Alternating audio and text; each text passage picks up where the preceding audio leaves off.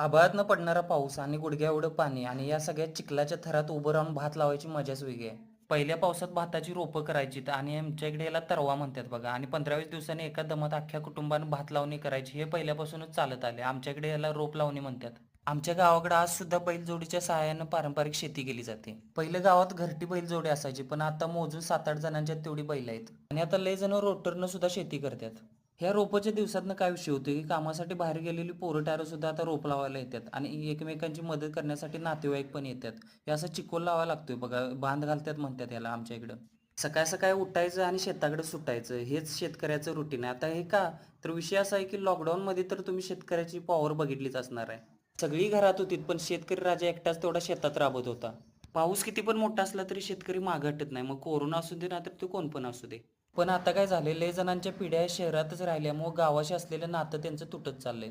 बहिणींनो आणि भावांनो, व्हिडिओ